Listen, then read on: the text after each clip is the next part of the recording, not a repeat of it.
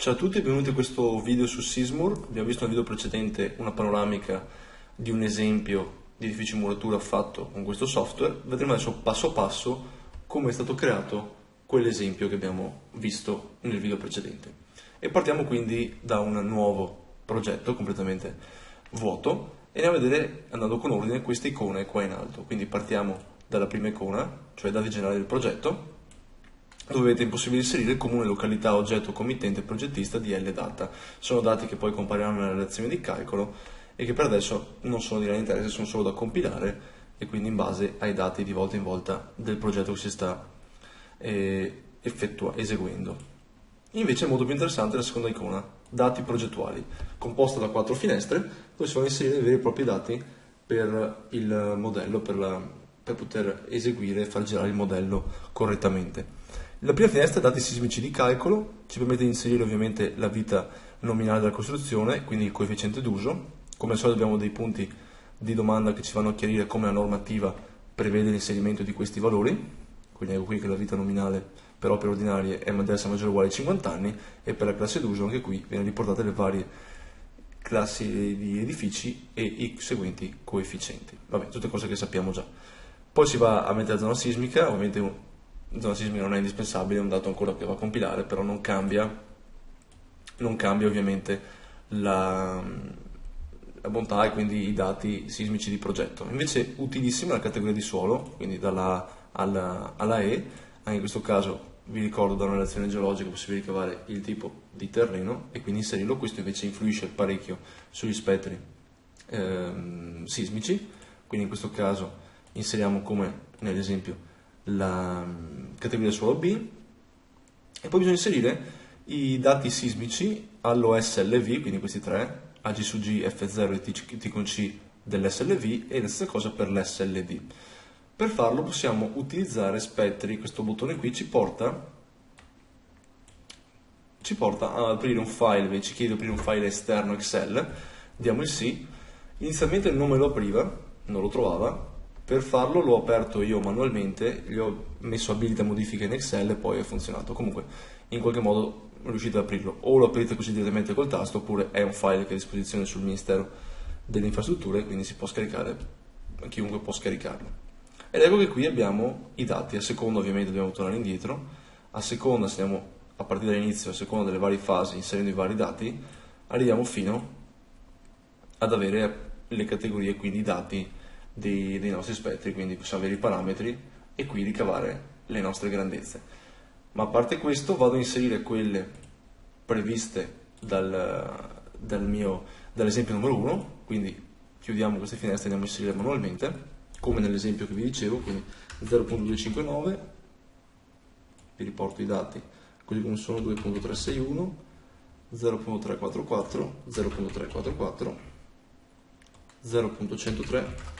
Qui sono già valori già corretti con tutti gli opportuni coefficienti direttamente su quel foglio Excel che abbiamo visto.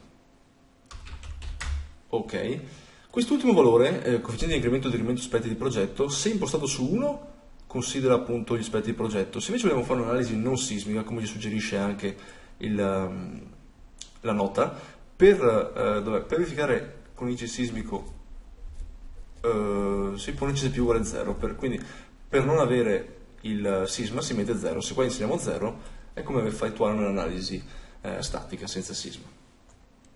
Ok, andiamo a vedere la seconda finestra, quindi dati strutturali, altezza della struttura, in questo caso 3,20 m, il periodo di vibrazione come vedete è venuto fuori in automatico perché l'ho calcolato con il suggerimento della circolare, quindi in base all'altezza. Il fattore di comportamento, in questo caso va bene 3, per l'azione fuori piano considero 3. Il fattore di comportamento per azione nel piano, in questo caso possiamo vari valori, oppure se seguiamo questo schema, questo algoritmo ci fa capire qual è il valore corretto in base al tipo di costruzione che stiamo eseguendo. Nel nostro caso è un 2.98 che viene fuori da quel grafico lì. Il coefficiente correttivo sismico per l'azione di piano è il gamma 0,85 se è regolare, efficiente valore in altezza oppure 1 in tutti gli altri casi, quindi noi inseriamo il 0,85. Il numero di piani in questo caso, nel nostro caso è 1. Il numero degli elementi massimo sono 8, i nostri maschi sono 8. Il carico di limite del terreno è 4. kg su centimetro quadro, e vabbè, il fattore di amplificazione topografica è impostato a 1 e va bene così.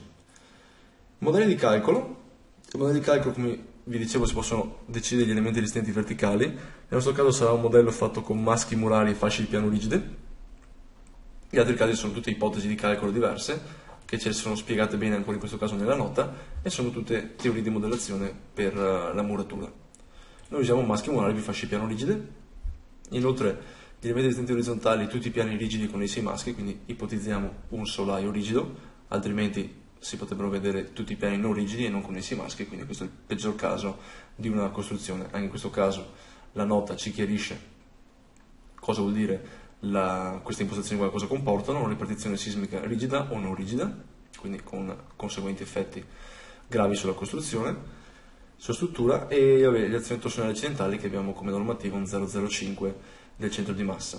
Infine, verifiche. La finestra di verifica ci permette di decidere le verifiche del piano presso flessione senza variazione dello sforzo normale per il sisma, oppure con variazione sismica dello sforzo normale. In questo caso lasciamo senza variazione dello sforzo normale, e ci fa scegliere uno dei due criteri di verifica a taglio, che sono, in questo caso, uno è consigliato dall'NTC e l'altro invece, se non sbaglio, è quello, non so se è la normativa vecchia o comunque dell'Eurocodice. Noi utilizziamo il criterio di resistenza numero 1, o almeno questo è quello che fanno nell'esempio 1 di Sismur, e le altre impostazioni: verifica fuori piano resistenza presso flessione, non usiamo le curve di stabilità, verifiche particolari non sono richieste, e quindi in questo caso diamo l'ok, e abbiamo, vedete, dando l'ok e poi chiudi, era già passato alla finestra successiva, che è quella dei carichi, delle impostazioni dei carichi. Ma noi possiamo anche dare l'ok e comunque chiudere entrambe le finestre, le possiamo sempre riprendere qua in alto. Abbiamo fatto dati strutturali e sismici, la prossima è dati sui carichi. Nel prossimo video vediamo le successive finestre, perché sennò mi dilungo troppo in questo video. Ciao a tutti e al prossimo video.